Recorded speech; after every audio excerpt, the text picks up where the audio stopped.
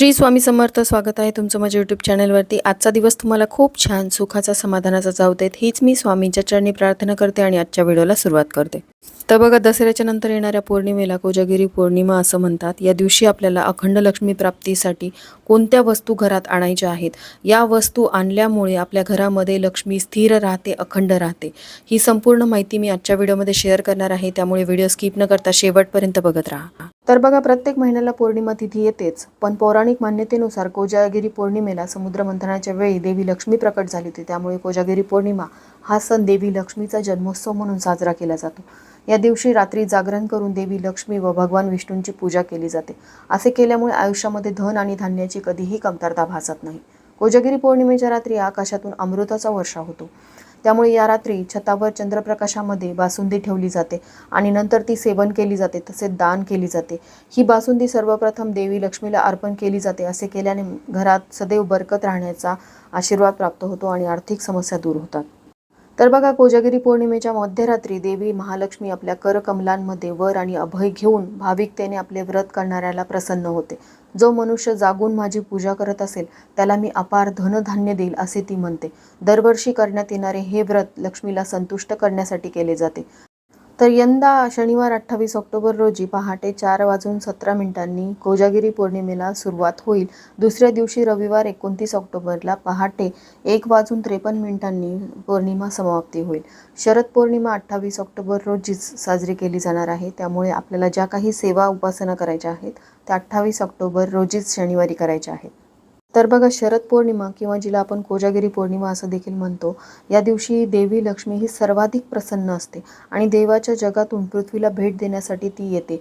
जे भक्त शरद पौर्णिमेला म्हणजेच कोजागिरी पौर्णिमेला जागरण करून तिची पूजा करतात त्यांना लक्ष्मी देवीच्या कृपेने धन आणि वैभव प्राप्त होते. कोजागिरी पौर्णिमेच्या दिवशी लक्ष्मीला स्थिर ठेवण्यासाठी, तिला प्रसन्न करून घेण्यासाठी काही वस्तू जर देव्हाऱ्यामध्ये आपण स्थापित केल्या ज्या की लक्ष्मीला अतिशय प्रिय आहेत, त्यामुळे सुद्धा लक्ष्मी स्थिर राहण्यासाठी, अखंड राहण्यासाठी मदत होते. यातल्या सगळ्याच वस्तू खरेदी कराव्यात असं नाही. यातली जी वस्तू तुमच्या देव्हाऱ्यामध्ये नसेल त्या गोष्टी तुम्हाला खरेदी करून देव्हाऱ्यामध्ये स्थापित करायच्या आहेत. सगळ्याच गोष्टी महागड्या नाहीत, पण यातली सगळ्याच गोष्टी ज्या आहेत त्या लक्ष्मीला प्रिय आहेत आणि सगळ्याच गोष्टी देव्हाऱ्यात ठेवाव्यात असंही नाही. पण त्या तुम्हाला कोजागिरी पौर्णिमेच्या दिवशी बाहेर काढायच्या असतात. विधिवत त्यांचं पूजन करायचं असतं. यांची पूजा केल्यामुळे लक्ष्मीची कृपा ही तुमच्या घरावरती अखंड राहते. लक्ष्मी तुमच्या घरात स्थिर राहते. या वस्तू आधीपासून तुमच्या घरात असतील तर तुम्हाला परत त्या विकत आणायच्या नाहीत. त्याच वस्तूंचं तुम्हाला कोजागिरी पौर्णिमेच्या दिवशी विधिवत पूजन करायचं आहे. तर कोणत्या आहेत त्या वस्तू आता हे आपण जाणून घेऊयात. तर बघा, आपल्या प्रत्येकाच्या देव्हाऱ्यामध्ये देवी देवतांच्या मूर्ती ह्या असतातच, पण एकापेक्षा अनेक देवी देवतांच्या मूर्ती नसाव्यात. काही ठराविक मोजकेच देव आपल्या देव्हाऱ्यात असायला हवेत आणि त्या मोजक्या देवांमध्ये देवी लक्ष्मीची मूर्ती ही आपल्या देव्हाऱ्यामध्ये असायलाच हवी. मूर्ती म्हणा किंवा फोटो आपल्या देव्हाऱ्यामध्ये तुम्ही ठेवायचा आहे. जर अजूनही तुमच्या देव्हाऱ्यामध्ये लक्ष्मीचा फोटो नसेल, मूर्ती नसेल, तर तुम्ही त्याची स्थापना कोजागिरी पौर्णिमेच्या दिवशी करू शकता.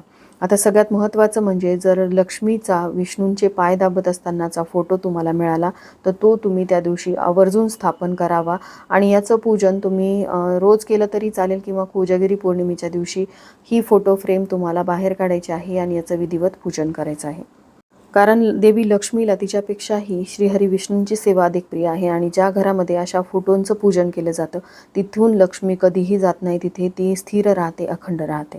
आता तुमच्या देव्हाऱ्यामध्ये जर लक्ष्मीची मूर्ती असेल पण हा लक्ष्मी विष्णूंचे पाय दाबत असतानाचा फोटो नसेल तर तो फोटो तुम्ही कोजागिरी पौर्णिमेच्या आधी आणू शकता. कोजागिरी पौर्णिमेच्या दिवशी या फोटोचं विधिवत पूजन करून लक्ष्मीचे कृपाशीर्वाद मिळू शकता.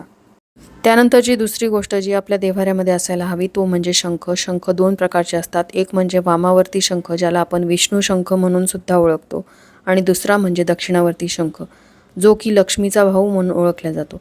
या दोन्हीपैकी एकही शंख तुमच्या देव्हाऱ्यामध्ये नसेल तर त्याची स्थापना तुम्ही कोजागिरी पौर्णिमेच्या दिवशी करू शकता. कारण हा शंख ज्या घरामध्ये पूजला जातो तिथे देवी लक्ष्मीची अखंड कृपा राहते. देवी लक्ष्मी त्या घरामध्ये स्थिर राहते. दोन्हीपैकी कोणताही एक शंख, जसं की वामावर्ती शंख किंवा विष्णू शंख जरी तुम्ही देव्हाऱ्यात स्थापन केला तरी देवी लक्ष्मी प्रसन्न होते. कारण देवी लक्ष्मीला तिच्यापेक्षाही अधिक प्रिय श्रीहरी विष्णूंची सेवा आहे. त्यामुळे तुम्ही या शंखाची स्थापना देव्हाऱ्यात केल्यामुळे तिची कृपादृष्टी तुमच्या घरावरती राहते, ती अखंड राहते, स्थिर राहते. त्यानंतरची तिसरी गोष्ट जी देवी लक्ष्मीला खूप प्रिय आहे त्या म्हणजे कवड्या. ज्या घरामध्ये कवड्यांचं पूजन केलं जातं, मुख्य प्रवेशद्वाराला कवड्यांचं तोरण लावलं जातं, त्या घरामध्ये देवी लक्ष्मीचं आगमन होतं. त्या घरातून देवी लक्ष्मी कधीही जात नाही. कवड्यांमध्ये बरेच प्रकार आहेत आणि त्यातल्या त्यात पिवळ्या रंगाच्या कवड्या देवी लक्ष्मीला अधिक प्रिय आहेत. कवड्या जर तुमच्या घरामध्ये नसतील तर त्याची स्थापना तुम्ही कोजागिरी पौर्णिमेच्या दिवशी करू शकता.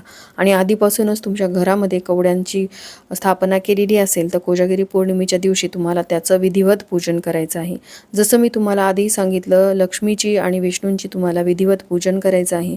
बासुंदीचा नैवेद्य दाखवायचा आहे. त्यांच्या प्रिय असलेल्या वस्तूंचं देखील पूजन करून त्या पूजेमध्ये त्यांची मांडणी करायची आहे. कवड्या तुमच्या घरामध्ये आधीपासून असतील तर या दिवशी तुम्हाला त्यांना अभिषेक घालायचा आहे. त्यांना सिद्ध करायचं आहे. सिद्ध कसं करायचं यावरचा व्हिडिओ मी शेअर करेलच लवकरच. म्हणजे कोणते स्तोत्रमंत्राचं तुम्हाला पठण करायचं आहे कोजागिरी पौर्णिमेच्या दिवशी, ज्यामुळे त्या कवड्या सिद्ध होतील. कोजागिरी पौर्णिमेच्या दिवशी श्रीहरी विष्णू लक्ष्मीच्या पूजनामध्ये त्यांना प्रिय असलेल्या या वस्तू पूजेमध्ये ठेवल्याने ते अधिक प्रसन्न होतात आणि धनवर्षाव आपल्या घरावरती करतात. आधीपासून असलेल्या कवड्यांना तुम्हाला या दिवशी सिद्ध करायचं आहे आणि जर तुमच्या देवाऱ्यात कवड्या नसतील तर कवड्यांची स्थापना तुम्हाला देवाऱ्यामध्ये करायची आहे. त्यानंतर सगळ्यात महत्त्वाची वस्तू जी देवी लक्ष्मीला खूप प्रिय आहे ते म्हणजे श्रीयंत्र. श्रीयंत्र हे देवी लक्ष्मीचं आसन आहे. ज्या घराच्या देवाऱ्यामध्ये श्रीयंत्राची स्थापना केलेली असते तिथून देवी लक्ष्मी कधीच जात नाही. त्या घरामध्ये ती स्थिर राहते, अखंड राहते. प्रत्येक पौर्णिमेला श्रीयंत्रावरती कुंकुमार्चनची सेवा आपण करू शकतो आणि ही सेवा देवी लक्ष्मीला खूप प्रिय आहे. यामुळे देवी लक्ष्मी प्रसन्न होते, तिचे कृपाशीर्वाद आपल्याला मिळत असतात. त्यामुळे अजूनही तुमच्या देवाऱ्यामध्ये श्रीयंत्र नसेल तर श्रीयंत्राची स्थापना तुम्ही कोजागिरी पौर्णिमेच्या आधी करायची आहे आणि देवीचे कृपाशीर्वाद मिळवायचे आहेत. श्रीयंत्राला स्थापित करण्यापूर्वी त्याला तुम्हाला सिद्ध करावं लागेल. सिद्ध कसं करावं यावरचा डिटेल व्हिडिओ मी चॅनलवरती शेअर केलेला आहे. तुम्ही तो बघू शकता आणि त्याप्रकारे तुम्हाला त्या सेवा करून श्रीयंत्राची स्थापना देवाऱ्यामध्ये करायची आहे. आता श्रीयंत्राची स्थापना तुम्ही देवाऱ्यामध्ये करणार असाल तर श्रीयंत्राभोवती कमळगट्ट्याची माळ सुद्धा असते. त्यामुळे तुमच्या देवाऱ्यामध्ये श्रीयंत्र तुम्ही आणणार असाल तर त्यासोबत तुम्हाला कमळगट्ट्याची माळ ही आवर्जून आणावी लागेल. कमळांच्या बियापासून बनलेली ही कमळगट्ट्याची माळ ही श्रीयंत्राभोवती असणं आवश्यक आहे. रोज आपल्याला देवीला कमळ वाहणं शक्य नाही, कारण कमळाचं फूल हे देवी लक्ष्मीला खूप प्रिय आहे. त्यामुळे 108 कमळाच्या बियापासून बनलेली ही कमळगट्ट्याची माळ तुम्ही ज्यावेळेस श्रीयंत्राभोवती गुंडाळून ठेवता तिथे देवी लक्ष्मी अखंड वास करते, कारण श्रीयंत्र हे साक्षात देवी लक्ष्मीचं आसन आहे. आणि त्या भोवती गुंडाळलेली 108 कमळांच्या बियापासून बनलेली ही कमळगट्ट्याची माळ देवी लक्ष्मीला आपल्या घराकडे आकर्षित करत असते. त्यामुळे तुम्ही जर श्रीयंत्राची स्थापना देवाऱ्यात करणार असाल तर तुम्हाला ही कमळगट्ट्याची माळ सुद्धा विकत आणावी लागेल.